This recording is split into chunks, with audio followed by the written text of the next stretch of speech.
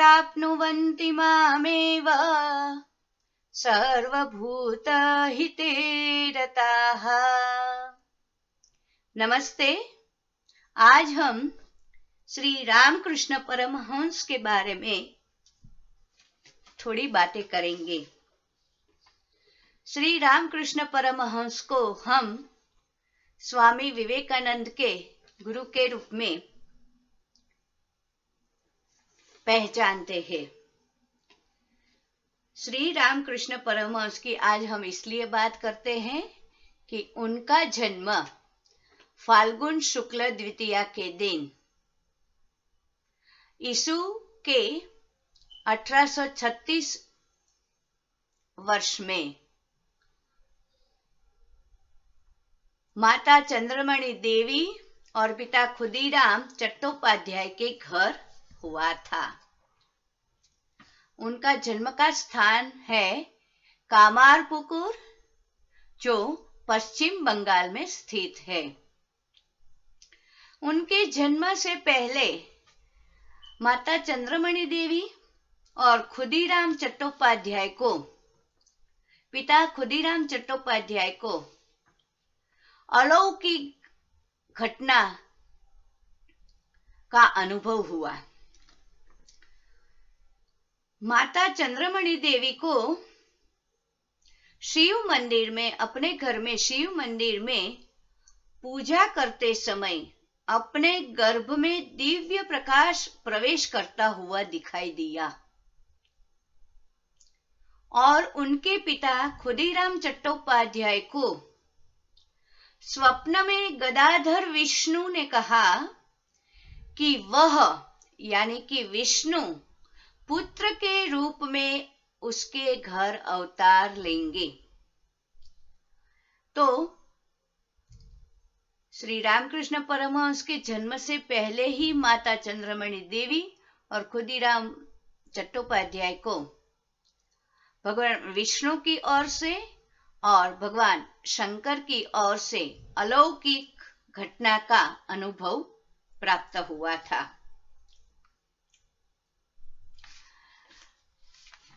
उनका जन्म का नाम था गदाधर। कदाचित हो सकता है कि गदाधर विष्णु ने उनके पिता को स्वप्न में दर्शन दिए थे और कहा था कि वो उसके घर अवतार, पुत्र के रूप में अवतार लेंगे, इसीलिए उनके पिता ने उनका नाम गदाधर रखा था। श्री रामकृष्ण परमहंस के जीवन में माता चंद्रमणि देवी और उनके बड़े भाई राम कुमार चट्टोपाध्याय और गुरु तोताराम का अधिक प्रभाव मिलता है। उनके बड़े भाई राम कुमार चट्टोपाध्याय पश्चिम बंगाल के दक्षिणेश्वर के काली मंदिर के पुजारी थे। रामकृष्ण भी उनके भाई राम कुमार के साथ दक्षिणेश्वर के काली मंदिर में साथ साथ जाया करते थे और उन्हें काली मां की प्रतिमा को सजाने का दायित्व मिला हुआ था। धीरे धीरे वह काली मां के प्रभाव में आए और वह आध्यात्मिक जीवन में बहुत ही गहरी अनुभूति प्राप्त करने लगे। उनकी माता चंद्रमणि देवी और भाई राम कुमार को और गांव के सब लोगों को भी ऐसा अनुभव होता था और वे लोग कहते थे कि आध्यात्मिक अभ्यास में व्यस्त रामकृष्ण का मानसिक संतुलन डावाडोल हो गया है। अभी माता को, चंद्रमणि देवी को और भाई राम कुमार को थोड़ी सी चिंता होने लगे कि अगर यह इसी तरह से आध्यात्मिक जीवन में गरकाव होता जाएगा तो सामाजिक जीवन में और पारिवारिक जीवन में उसका मानसिक संतुलन बना नहीं रहेगा। इसलिए माता और पुत्र ने विचार किया कि अभी गदाधर को विवाह संस्कार प्रदान किया जाए। विवाह के पश्चात परिवार की कार्यभार को संभालते हुए वह मानसिक संतुलन में स्थिर हो जाएंगे और आध्यात्मिक जीवन के साथ पारिवारिक जीवन को भी वो निभाने लगेंगे। किंतु गांव में सभी और यह बात तो तय थी कि रामकृष्ण है गदाधर अपनी आध्यात्मिक जीवन में इतने व्यस्त है कि उसको लड़की देंगे कौन। यह बात रामकृष्ण के कान तक पहुंची। रामकृष्ण ने स्वयं ही अपनी माता चंद्रमणि देवी को और भाई रामकुमार को बताया कि हमारे गांव से, यानी कि उनका गांव था कामारपुकुर गांव से जयराम बाटी नाम का जो गांव है, जो अपने गांव से 3 मील दूरी पर उत्तर पूर्व दिशा में स्थित है, वहां एक कन्या है रामचंद्र मुखर्जी के घर। वह कन्या मेरी पत्नी बनने योग्य है और वही मेरी पत्नी बनेगी। आश्चर्य की बात कि माता चंद्रमणि देवी और रामकुमार ने इस बात को ध्यान में रखते हुए प्रयत्न किया तो ठीक उसी जगह जयराम बाटी गांव में, जो कि कामारपुकुर गांव से 3 मील की दूरी पर उत्तर पूर्व दिशा में स्थित था, और वहां पे रामचंद्र मुखर्जी नाम के एक सज्जन के घर कन्या थी। उसी के साथ गदाधर का विवाह निश्चित हुआ। आश्चर्य की बात है कि 1959 में शारदामणि देवी की आयु 5 वर्ष की थी, जबकि गदाधर की आयु यानी कि रामकृष्ण परमहंस की आयु उस समय 23 वर्ष की थी। यानी कि शारदामणि देवी और रामकृष्ण के बीच में लगभग 18 वर्ष की वय मर्यादा थी, 18 वर्ष का वय अंतर था। इसीलिए विवाह संस्कार तो हो गया, किंतु जब शारदामणि देवी 18 वर्ष की हुई तब रामकृष्ण के साथ वह दक्षिणेश्वर के काली मंदिर में रहने के लिए आ गई। अब यहाँ पे हमें ये बात याद रखनी है कि रामकृष्ण परमहंस के बड़े भाई रामकुमार दक्षिणेश्वर के काली मंदिर के पुजारी थे, किंतु उनकी एक ही वर्ष में पुजारी का कर्तव्य निभाते निभाते एक ही वर्ष में उसका देहांत हो गया था, और उसके बाद काली मंदिर का पुरोहित कार्य श्री रामकृष्ण परमहंस को मिला था। इसीलिए विवाह के पश्चात श्री शारदामणि देवी दक्षिणेश्वर के काली मंदिर में आकर रामकृष्ण के साथ रहने लगी। आगे धीरे धीरे रामकृष्ण परमहंस, जो अब तक गदाधर के नाम से ही प्रचलित थे, उनका परिचय होता है तोतापुरी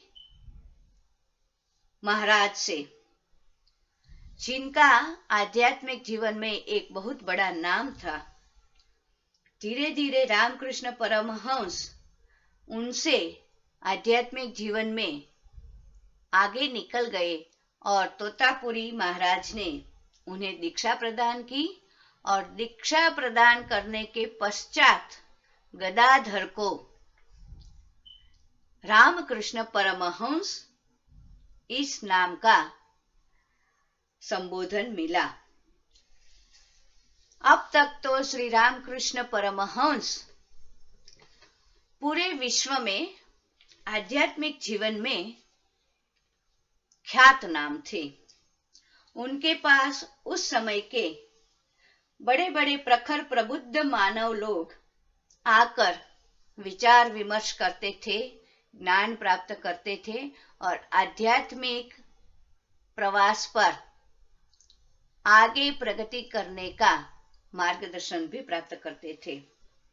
उनमें से कई नाम प्रख्यात है, किंतु हम यहाँ दो ही नाम लेंगे, ईश्वर चंद्र विद्यासागर और नरेंद्र दत्त, जो आगे चलकर रामकृष्ण परमहंस के श्रेष्ठ शिष्य में से एक हुए और जिनका दीक्षा के उपरांत नाम हुआ विवेकानंद।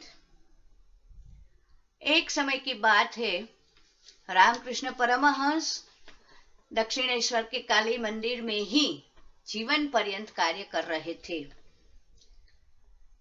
दीक्षा प्राप्त करने के बाद विवेकानंद ने श्री रामकृष्ण परमहंस से अपने मन की इच्छा व्यक्त करते हुए बताया कि गुरुदेव, मैं हिमालय में एकांत स्थान में तपस्या करना चाहता हूं। मैं आपकी आज्ञा लेने आया हूं। रामकृष्ण परमहंस ने कहा, अच्छी बात है, किंतु विवेकानंद, तुमने अपने आसपास के गरीब, भूखे लोगों को देखा है? तुम हिमालय में एकांत में बैठकर तपस्या का आनंद लेना चाहते हो, किंतु यहाँ के लोगों के बीच में रहकर अगर तुम इनमें ही दरिद्र नारायण का दर्शन करो और उनकी सेवा करो तो वही तपस्या का फल तुम्हें इधर ही इन्हीं लोगों में मिल जाएगा। इस बात को मान्य रखते हुए स्वामी विवेकानंद ने हिमालय में जाकर तपस्या करके अपने जीवन का ध्येय आगे बढ़ाने के बजाय आसपास पश्चिम बंगाल में दक्षिणेश्वर मंदिर के आसपास जितने भी गरीब लोग थे, भूखे लोग थे, कंगाल लोग थे, असहाय लोग थे, उनको उनकी सेवा करने का कार्य प्रारंभ किया। उसी कार्य को आगे बढ़ाते बढ़ाते रामकृष्ण परमहंस की मार्गदर्शन के साथ उन्होंने रामकृष्ण मठ और रामकृष्ण मिशन की स्थापना की, जो विश्व भर में गरीबों के लिए, स्त्रियों के लिए, कुदरती आफतों के समय और आध्यात्मिक जीवन के लिए कार्य करती है। रामकृष्ण परमहंस के जीवन में एक बात बहुत ही आश्चर्यजनक है कि उनको भजिया खाने का बहुत ही शौक था। भजिया के वो भोगी थे। श्री शारदामणि देवी इनकी इस कमजोरी को भली भांति समझते थे और उनकी यह इच्छा किसी भी तरह से पूर्ण करते थे। धीरे धीरे रामकृष्ण परमहंस का शारीरिक स्वास्थ्य गिरने लगा। वैद्य का उपचार करते करते उन्होंने अपने शरीर को किसी भी औषधि से बनाए रखने के बजाय समाधि लेने का निश्चय प्राप्त कर लिया। थोड़े दिनों तक तो शिष्यों की बात मानकर उन्होंने वैद्य से उपचार किया। उन्हें कैंसर जैसी बीमारी लग गई थी, किंतु ज्यादा समय उनका शरीर उनका साथ देने के लिए तैयार नहीं हुआ और श्रावणी पूर्णिमा के अगले ही दिन प्रतिपदा के दिन यानी कि श्रावण मास के कृष्ण पक्ष के प्रतिपदा के दिन प्रातः काल रामकृष्ण परमहंस ने समाधि ले ली और उस समय यीशु का वर्ष था 1886। तो उनका जीवन काल अगर हम देखें, उनका जन्म हुआ था 1836 में और उनका देह विलय हुआ 1886 में, यानी कि वर्ष गणना के अनुसार केवल 50 वर्ष की आयु में गदाधर से रामकृष्ण परमहंस की यात्रा विश्व विख्यात हुई और उनके शिष्य स्वामी विवेकानंद ने अपने गुरुदेव का नाम पूरे विश्व में प्रख्यात किया और विश्व धर्म परिषद में शिकागो में आकर पूरी भारतीय संस्कृति का परिचय विश्व को करवाया। तो ऐसे थे गदाधर, ऐसे थे श्री रामकृष्ण परमहंस। आभार। ते प्राप्नुवन्ति मामेव सर्वभूतहिते रताः।